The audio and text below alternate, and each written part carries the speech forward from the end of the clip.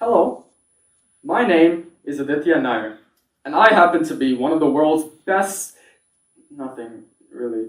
I'm in my senior year of high school. I like the sciences, the performing arts, long walks on the beach. But really, I have nothing novel or revolutionary to tell you today. Then again, we do often tend to overlook the simple ideas and deem them common knowledge. You see, I know something about each and every one of you in the audience tonight. You have a problem, and I happen to have the solution. Okay, I'm just gonna say, you are terrible at dealing with change. And now, I might be generalizing a little bit here, but for the most part, people just seem to believe that change is a negative aspect of life. But I've had many experiences that have conditioned me to approach change in the most efficient manner, to the point where I no longer see it as something I need to fix or get over. Now, mind you, I don't claim to be some sort of expert at dealing with change. I'm still on my learning curve, but I do think it's really important that as many people as possible can also start erasing the negativity surrounding it. And before I start, contrary to popular belief, your ability to deal with change is not dependent on your age, or whether you're a Gemini, rising, Jupiter, retrograding Scorpio, or whatever. And there's a lot of simple fixes that we can implement into our lives that will make change a more positive process. Without further ado, I present to you a high schooler's guide to dealing with change, a guide I believe everybody needs, especially Libras. Now, seeing as I'll be talking about it for the next 15 minutes or so, I probably should define the concept of change. Yeah. After countless minutes of research, I couldn't find a single definition that perfectly encapsulated it. But hey, I'm not one to back down from a challenge, so I decided we could do the next best thing. Make one up. Now, this might be difficult for some of you, but I want everybody to imagine themselves as a human being. And for the sake of my definition, a 36-year-old who still lives in their parents' house. You've decided to, hibernate. And you have your little room with a desk that also works as your kitchen, that also works as your bed, that also works as your wardrobe, that also works as your bath. On second thought, you have a separate bathroom. And for the last 6 days, you haven't moved an inch because you found just the ideal position, and making the slightest movement would rid you of your comfort. But one day, disaster strikes. There's a loud banging sound coming. Someone's knocking on the door. Oh, hey. It's your mom, and she walks in with a little list in her hand and she starts reading. Friends stopped airing 17 years ago. Santa isn't real. The Tooth Fairy isn't real. Your fiance isn't real. That was just us writing you letters from downstairs. And you're getting kicked out. Tomorrow. Okay. This definitely warrants getting out of the ideal position. What just happened? You're sad and you're angry and you're frustrated and you're yelling at the wall because life is so unfair. And the next day, you're on your feet again and there's a bright glowing, the sun is in your eyes and there's other people around you and everything's changing and you hate it. But wait, is that really a bad thing? I mean, think about it. You no longer have to survive off chips and Gatorade and hey, you can feel your knees again. What I'm trying to say is, change is not something that leaves a permanent adverse impact on your life. All it's trying to do is give you a little nudge so that you can experience things that you didn't know you wanted to experience and explore aspects of your personality that you didn't even know that they exist. Change is just trying to spark the discovery of the relationship between your surroundings and your response to them. Now, even though I'm trying to convince you why change is such an amazing thing, I have to admit, change can be overwhelming because it's like that little 4-year-old who just feels like they're programmed to exploit your weaknesses and to punch you while you're down. And every time you build the courage to fight it, it strikes with greater force. See, today I realize that you can't beat change the same way you conquer a fear. You shouldn't have to face it because it's not scary. Yet famous quotes like, "Change is the only constant," or "Change is inevitable," make it seem like some sort of villain. You see, in reality, change is less of an obstacle that you need to overcome and more of a journey of understanding its relationship with you and how it impacts you personally. Now, the hardest part about this journey is the fact that one form of change can incite other forms of change. And I call it the change reaction. And your change reaction begins when you first notice it. After all, the first step to dealing with change is understanding when you're faced with it. After you leave today, I want you to take a step back and look at your life. Look at what you consider normal and what you consider different.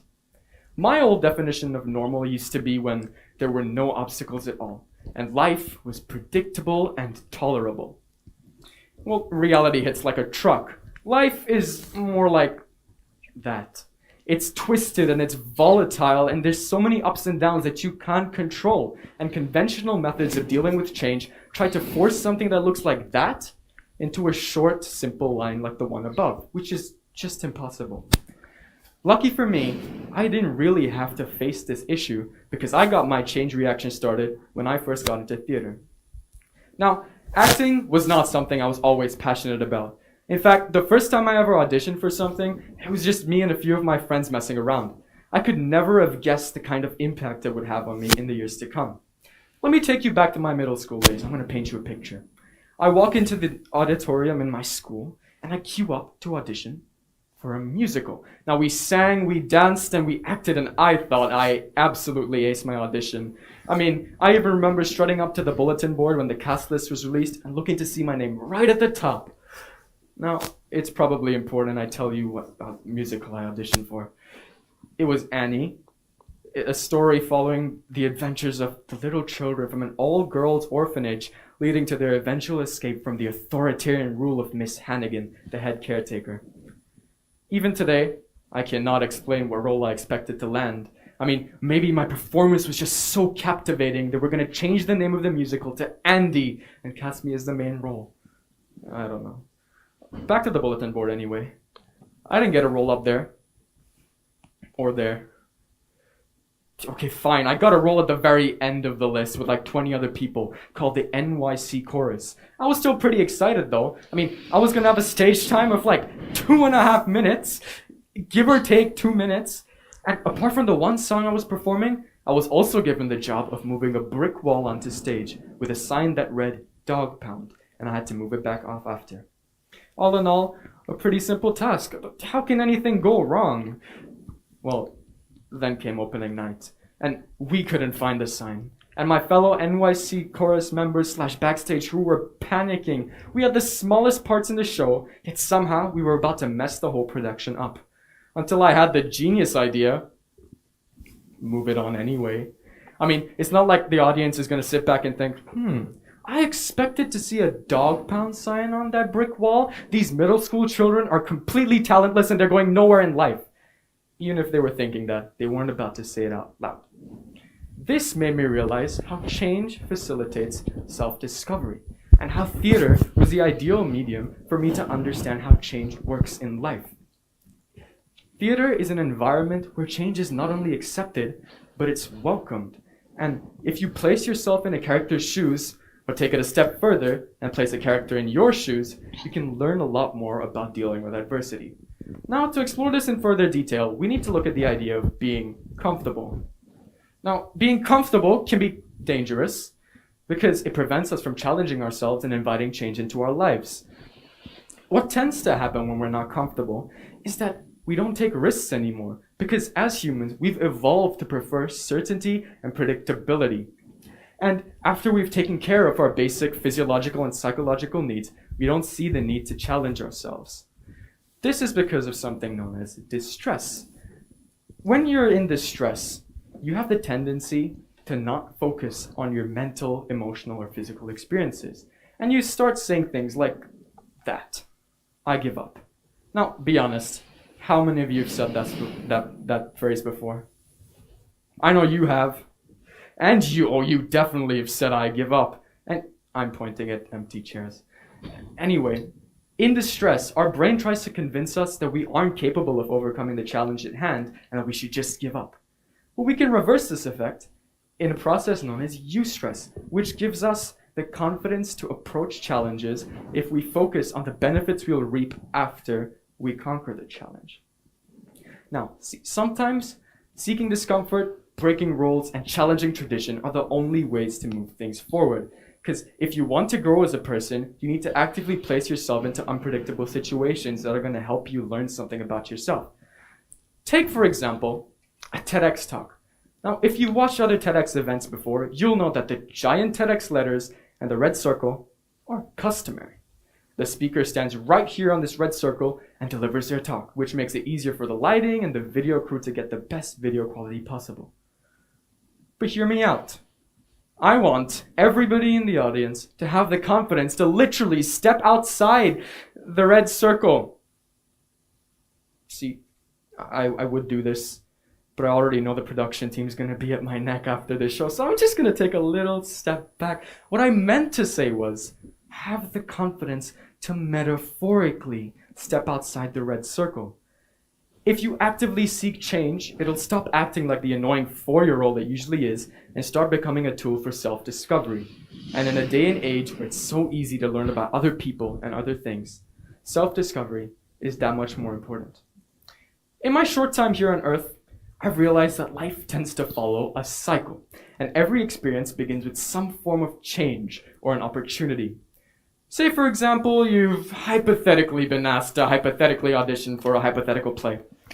This is completely hypothetical, by the way. And in an attempt to chase this opportunity, you prepare and you poise yourself, ready to show the world who you are. You go into the bathroom, you look into the mirror, and you tell yourself, I can do this! And then a little voice in your head says, you can't do this. And the one voice turns to many voices, and great, you're doubting yourself. The voices are going to tell you, oh, you're too short, young, and brown to play the 60-year-old Caucasian billionaire. And believe me, there's going to be times when you think there's nothing positive going on about the change you're facing. But it's in those times that it's crucial to realize that our mind is both our biggest obstacle and our biggest asset. In fact, we're smart enough to manipulate change to work for us. In theater, the cardinal sin is letting an audience know that you aren't prepared. Even if it's true, you just have to act like you know exactly what you're doing and fake confidence if you need to. Now, with this new wisdom in your mind, you build confidence again. And with your second wind, you rush into that audition ready to prove all the doubters wrong, and then you might fail. But this isn't really a true failure, because even though you didn't get the part, this experience helped you learn something about yourself. Maybe it is true. You are too short, young, and brown to play the 60-year-old billionaire, but there's no way you could have come to that conclusion without accepting the challenge to audition in the first place. Moral of the story, after every harsh wind, this isn't in the script. This is not planned. But you know what? I'm calm. I'm confident and I'm calm. And I see what life is trying to do here. They're trying to make me practice what I preach. Well, joke's on you, because I don't need a script.